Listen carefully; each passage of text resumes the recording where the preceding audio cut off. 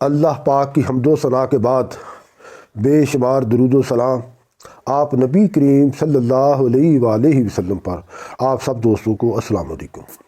بات شروع کرنے سے پہلے میں آپ کو ایک چھوٹا سا لطیفہ سناتا ہوں کہ بتایا جاتا ہے کہ لاہور کی کسی سڑک پر ایک گائے بڑی تیزی کے ساتھ بھاگ رہی تھی کہ اسے ایک ہاتھی نے پوچھا کہ وہ کیوں بھاگ رہی ہے اور کدھر جا رہی ہے۔ تو گائے بولی کہ ہائی کورٹ نے حکم دیا ہے کہ ملک میں جتنی بھینسیں ہیں انہیں پکڑ کر جیلوں میں بند کر دیا جائے۔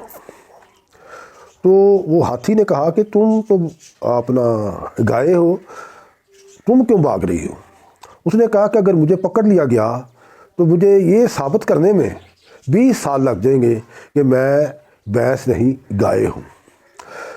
تو اس ہاتھی نے جب یہ سنا تو اس نے کہا کہ آؤ پھر بھاگ چلتے ہیں۔ یہ ایک لطیفہ ہے جو عام آپ نے بھی سنا ہوگا۔ آپ یہ بتائیں کہ یہ لطیفہ ہے یہ یا کوئی حقیقت ہے؟ یہ عدلیہ، ہماری جو عدلیہ ہے اس کے حوالے سے ایک بات ہے۔ ویسے تو زندگی کا کوئی بھی شعبہ لے لیں اس میں بہت زیادہ خرابیاں پائی جاتی ہیں اور اس کی نشاندہی بھی ہوتی ہے، انہیں صحیح درست کرنے کی بھی کوشش کی جاتی ہے۔ لیکن کہا جاتا ہے کہ کسی معاشرے میں، کوئی معاشرہ یا حکومت جو چاہے وہ کفر کا ہو، ظلم کا ہو، وہ معاشرہ چل جاتا ہے، وہ حکومت چل جاتی ہے۔ لیکن جہاں ناانصافی ہو وہاں معاشرہ نہیں رہتا، وہ معاشرہ بھی تباہ ہو جاتا ہے، وہ ملک بھی تباہ ہو جاتا ہے۔ تو میں آپ کو ایک بات سناتا ہوں اپنی ذاتی سے۔ ریئلی میں کبھی اپنی ذاتی باتوں کو شیئر نہیں کرتا، لیکن یہ چونکہ کنسرن ہے تو اس لیے میں ریئلی آپ کو بتا رہا ہوں کہ آج سے کوئی 30 سال پہلے میرے سسرال والوں کا کسی دوسری پارٹی کے ساتھ جھگڑا ہو گیا۔ اس میں دونوں پارٹی کے آدمی زخمی ہوئے۔ جس دن روز یہ وقوع تھا وہ رمضان المبارک کا آخری جمعہ تھا، اور یہ اتفاق تھا کہ بہت زیادہ گرمی تھی، ان دنوں میں بہت زیادہ گرمی پڑ رہی تھی۔ میں گھر پر تھا، میں نے اپنے گھر کی گاؤں کی جو مسجد ہے وہیں جمعہ پڑھا، اور جمعہ پڑھ کے میں وہیں لیٹ گیا یا بیٹھا رہا۔ تو عصر کی نماز بھی میں نے ادھر با جماعت ادا کی۔ عصر کی نماز پڑھنے کے بعد میں گھر آ گیا، افطاری کا ٹائم تھا، افطاری کی ہم افطاری کر رہے تھے کہ میرے سسرال والوں کے گاؤں سے ایک آدمی آیا جو انہوں نے بھیجا تھا۔ اس نے آ کر بتایا کہ وہاں ایک جھگڑا ہو گیا ہے جس میں میرے جو عزیز ہیں وہ زخمی ہوئے ہیں۔ بہرحال ہم نے وہ افطاری کی، کھانا کھایا۔ کھانا کھانے کے بعد مطلب میں اپنی والدہ کو لے کے موٹر سائیکل پہ ہم وہاں چلے گئے۔ وہاں سے پتہ چلا کہ وہ جو میرے انلاز ہیں ان سے پتہ چلا کہ وہ جو زخمی ہے وہ تو ادھر میرے ہسپتال میں لے گئے ہیں۔ ہم ادھر ہی سے ہسپتال پھر چلے گئے۔ جا کر دیکھا وہ میرے جو 4-5 بردر انلاز تھے، ان کے عزیز تھے ان میں شامل، وہ زخمی تھے۔ ہم نے ان کی عیادت کی تو وہیں سے پتہ چلا کہ دوسری پارٹی کے بھی لوگ کچھ زخمی ہیں، 3-4 آدمی، اور ان میں ایک سیریس بھی ہے۔ یعنی ہم نے ادھر بیٹھے ہوئے، میری والدہ کہنے کہ آپ ذرا تھانے جاؤ ادھر جا کے پتہ تو کرو نا کوئی اسٹیٹس کا۔ بارہ میں تھانے میں چلا گیا۔ ادھر جا کے تو تھانہ تھا، ادھر جو تھے وہ ہمارے جو علاقہ کے افسر تھے ASI رانا محمد سرور، اب وہ ریٹائر ہو چکے ہیں، ان کے پاس میں بیٹھ کے ان کو بتایا۔ تو ان دی مین ٹائم دوسری پارٹی کے لوگ بھی آ گئے، انہوں نے بھی آ کے یہی واقعہ بتایا۔ تو وہ رانا صاحب کہنے لگے کہ ٹھیک ہے آپ لکھائیں۔ انہوں نے کہا کہ پہلے ہمارا ہی درخواست لی جائے کیونکہ ہمارا بندہ بہت زیادہ سیریس ہے۔ میں نے کہا ٹھیک ہے، ان تھی پہلے لکھ لیں درخواست، کوئی بات نہیں ہے۔ تو اس میں یہ تھا، انہوں نے کیا جو درخواست دی اس میں میرا نام بھی شامل کر دیا تھا۔ میں آپ کو ریئلی حلفاً کہتا ہوں کہ میں اس واقعے میں موجود نہیں تھا۔ بہرحال انہوں نے مجھے نامینیٹ کر دیا۔ پھر بعد میں وہ تفتیش ہوئی جس میں میرے جو گاؤں کے نمازی لوگ تھے انہوں نے جا کے ادھر تھانے کے انکوائری میں ثابت کیا کہ یہ تو ہمارے ساتھ تھا بندہ، یہ تو ادھر نہیں تھا۔ وقوع تھا 12 بجے کا دوپہر کا۔ میں نے وہ جو دوسرے گاؤں کے، میرے سسرال کے گاؤں کے ان لوگوں کو وہاں معززین سے رابطہ کیا۔ میں نے ان کو کہا کہ ٹھیک ہے جی، میں اگر موجود ہوں تو ویل اینڈ گڈ، لیکن میری خواہش ہے کہ جو یہاں کے جو نمازی لوگ ہیں ان میں سے جن لوگوں نے یہ وقوع دیکھا، دوپہر کا دن کا واقعہ، وہ ادھر جا کے کہہ دیں کہ یہ میں موجود تھا.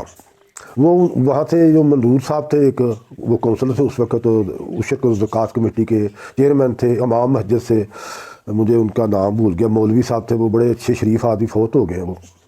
بہرحال اس گاؤں کے لوگوں نے بھی جا کے کہا کہ ہم نے وقوع دیکھا، یہ وقوع بالکل درست ہے، لیکن یہ چودھری قیوم اس واقعہ میں موجود نہیں تھا. اینی ہو یہ جو معاملہ چلا، پھر وہ مجھے اس میں سے ڈسچارج بھی کیا، لیکن ڈسچارج ہونے کی کارروائی تک انکوائریوں میں 2-3 مہینے لگ گئے، اور اس دوران میں نے 1 ماہ جیل کاٹی. یہ حقیقت بات ہے، یہ بھی ایک مثال ہے.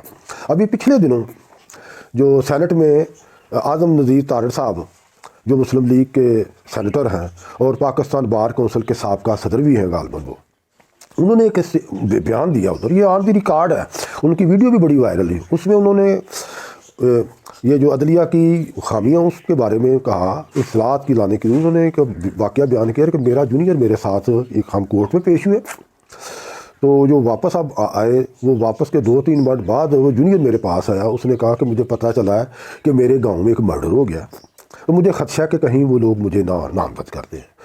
اعظم نذیر تارڑ کہنے لگے کہ میں نے اس سے کہا کہ یار آپ تو ادھر لاہور میں ہائی کورٹ میں ہو، میرے ساتھ ہو، ایک مطلب عدالت میں پیش ہوئے، ساری ایویڈنس آپ کیسا کیوں کریں گے. وہ چلا گیا. 2-3 گھنٹے بعد وہ وکیل آیا، اس نے کہا کہ مجھے جس چیز کا خدشہ تھا انہوں نے مجھے FIR میں نامزد کر دیا. وہ اعظم صاحب نے انہیں کہا کہ یہ سینٹ میں بیان کریں، انہوں نے کہا کہ وہ بندہ 3 سال جیل میں رہا، ادھر اس کو بیگنہی ثابت کرنے 3 سال اس نے رگڑا کھایا. وہ جب بھی جیل سے باہر آتا تھا وہ مجھے کال کرتا تھا، کہتا میں ریڑھی لگا لوں گا، کوئی سبزی بیچ لوں گا، لیکن میں وکالت نہیں کروں گا. اتنا یہ ہمارا یہ سسٹم ہے ہمارے عدلیہ کا. یہ کوئی کہانی نہیں ہے، جوک نہیں ہے، لطیفہ نہیں ہے، یہ ریئلی ایسا ہے. ہمارے ملک میں کہا جاتا ہے کہ یہ جو دادا انصاف کے لیے عدالت میں جاتا ہے تو اس کے پوتے کو اس کا فیصلہ ملتا ہے. بہت سپیڈی نہیں ہے، بڑا پیچیدہ بھی ہے، مشکل بھی ہے، لینتھی بھی ہے اور کاسٹلی بھی ہے. اس کو بہتر کرنے کی ضرورت ہے. اگر تو ہم نے چاہتے ہیں نا کہ ملک ترقی کرے، ملک قائم رہے، ملک آگے کی طرف بڑھے، تو دیگر شعبوں کی اصلاحات بھی ضروری ہے. ہر شعبے میں اصلاحات لانی چاہیے، ہر شعبے کی خرابیاں دور کرنی چاہیے، لیکن عدلیہ میں بھی خرابیاں دور کرنی چاہیے، اصلاحات لانی چاہیے، کیونکہ عدلیہ نے تو ہمارا سسٹم چلانا ہے. یہ پچھلے دنوں ہی میں نے ایک ویڈیو دیکھی ہے، وہ میرے پاس محفوظ بھی ہے. اس میں کوئی صاحب، وہ مجھے ان کا نام نہیں ایکچولی معلوم، بڑی اچھی انہوں نے اسپیچ کی، سینٹ میں یہ بھی اسپیچ تھی. انہوں نے کہا کہ ہمارے جو ملک کے جو جوڈیشری ہے اس کے جو جج صاحبان ہیں، انہیں دنیا بھر میں جو 5 ٹاپ 10 ملک ہے نا، اس جتنی مراعات ملتی ہیں. اور جب جہاں انصاف کا معاملہ ہے، ہمارا ملک 120ویں نمبر پر ہے. مراعات میں پہلے 5-10 ملکوں میں ہے، اور جو انصاف ہے وہ لاسٹ 120 پہ ہے. یہ لمحہ فکریہ ہے. اس طرف حکومت کو بھی توجہ دینی چاہیے. اعلیٰ عدالتوں کے جو معزز جج صاحبان ہیں ان کو بھی توجہ دینی چاہیے. متعلقہ